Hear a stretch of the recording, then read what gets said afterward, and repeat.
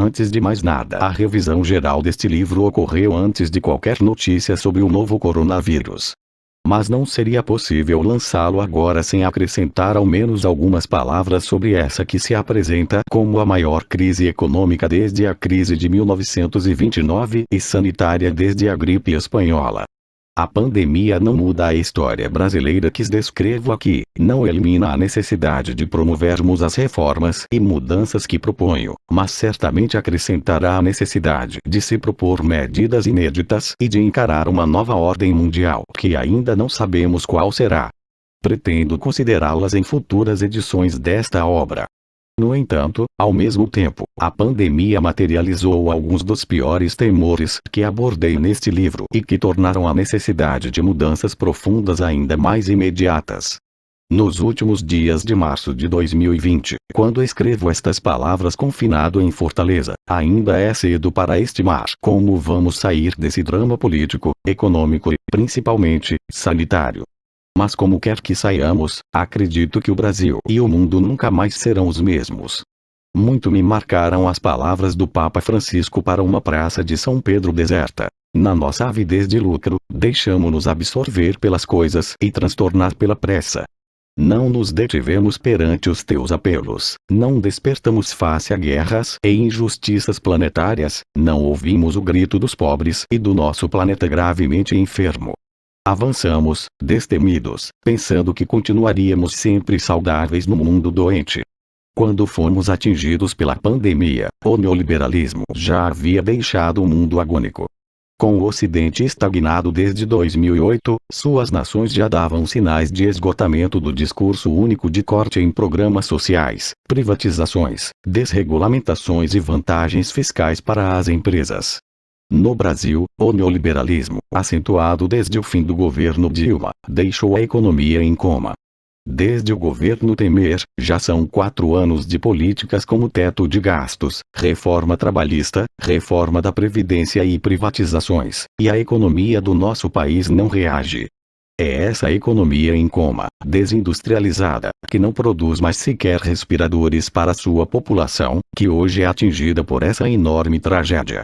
Não estamos vivendo numa economia de guerra. Numa guerra, mobilizamos toda a economia para um esforço brutal de aumento de produção. Neste momento, estamos observando uma desmobilização inédita de nossa capacidade de produção. De repente, vemos o que é um mercado deixado à própria lógica e como o Estado deve intervir necessariamente para garantir não só um melhor para o bem-estar da população, mas para a economia como um todo, ainda mais em momentos de crise que exigem coordenação central da sociedade. Esse truísmo, que cairá concreta e tragicamente sobre nossa cabeça, deixará no reino liberal, seu consenso será desafiado e anos de discurso único serão desmentidos pelos fatos. O neoliberalismo nos trouxe até aqui. Mas não nos tirará daqui. E como podemos ver agora, de repente o mundo inteiro recorre, novamente, ao keynesianismo. A Europa pede um novo plano Marshall. Os Estados Unidos pedem um novo New Deal. É claro que nós, no Brasil, temos que pedir um novo plano de recuperação como o de Vargas, em 1930. O que essa crise deixa claro é que o Estado terá que liderar os esforços de empresas e indivíduos para que a sociedade não colapse. Isso é verdade tanto no enfrentamento inicial à pandemia, quanto no enfrentamento à crise que se seguirá a ela. Neste momento, é terrivelmente falso afirmar que primeiro a gente cuida da vida das pessoas, depois da economia, pois se a economia se desintegrar, a saúde e a vida das pessoas se desintegrarão junto. Também é terrivelmente falso, e perverso, afirmar que a gente tem que cuidar da economia primeiro, senão vai ser pior para a vida dos pobres, porque se a saúde pública se desintegrar, a economia se desintegrará junto. Agora, as medidas necessárias a serem tomadas são simultâneas no campo da saúde pública e da economia. Não só para salvar a maior quantidade de vidas humanas, mas também para garantir a menor desorganização de nossa economia. A única opção moralmente responsável nesse cenário de incerteza é nos basearmos no melhor que a ciência tem a oferecer para tomar nossas decisões. E segundo ela, precisamos radicalizar a quarentena e o isolamento social, com testagem maciça. Paralelamente, somente a oferta monetária para garantir a liquidez, com poderosos pacotes fiscais para financiar a renda das pessoas e das empresas, pode salvar nossa economia e, portanto, nosso povo. A rapidez de todas essas medidas é vital. O consenso em torno dessas pesadas políticas fiscais anticíclicas se formou rapidamente entre todos os economistas, mesmo os conservadores. É o esforço que está sendo feito e liderado no mundo todo pelos governos centrais. Mas no Brasil o governo se encontra sob o comando de um personagem inqualificável, que aposta no caos econômico e social por inconfessáveis interesses políticos. O resultado disso se torna imprevisível. A estrutura política, que hoje se articula ao redor do Congresso Nacional e dos governadores, assumiu a frente da resolução dos graves problemas que o Brasil enfrenta. É essa estrutura, principalmente, que deverá proteger o país na crise e implementar as profundas transformações que o Brasil precisará para sair dela. Nesse momento, não resta opção. O Estado brasileiro terá que aumentar seu endividamento, e é isso o que estão fazendo todas as economias desenvolvidas do mundo. Porque o equilíbrio fiscal não é uma vaca sagrada, mas ele é desejável, uma vez que dinheiro nós podemos criar do nada, mas riqueza real, não. E um país que mantém sua saúde fiscal é um país que controla a distribuição da riqueza real produzida. Sem um pacote gigante para os cidadãos e as empresas sobreviverem a essa situação inédita, assistiremos a uma destruição sem precedentes da já debilitada economia brasileira. Haverá o tempo de cobrarmos as responsabilidades pelo que virá. Mas enquanto escrevo estas palavras, esse momento ainda não chegou.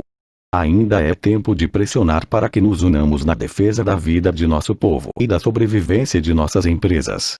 O livro é uma mensagem para a história, não para o presente.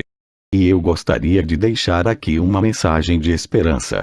A longo prazo, minha esperança é que essa pandemia ajude a maioria da humanidade a descobrir que já estávamos vivendo numa grande tragédia mais profunda, a da cultura do consumismo irracional misturada com o neoliberalismo criador da superdesigualdade. Nas últimas décadas, transitamos de um padrão de busca da felicidade no ambiente subjetivo, espiritual, como a busca da justiça social ou da fruição artística, para a busca da felicidade cada vez mais concentrada no ambiente do consumo. Para mim, isso explica grande parte do drama contemporâneo. Minha geração foi uma geração de insurgentes, que buscava a felicidade em bens espirituais, no domínio dos valores. No valor do sagrado também, mas igualmente no valor do prazer, do belo, da justiça, da compaixão. Acreditávamos que nossa felicidade seria encontrada na paixão, no romance, no amor, na música. Queríamos o contato com o transcendente, com o saber. Queríamos a revolução e um mundo melhor.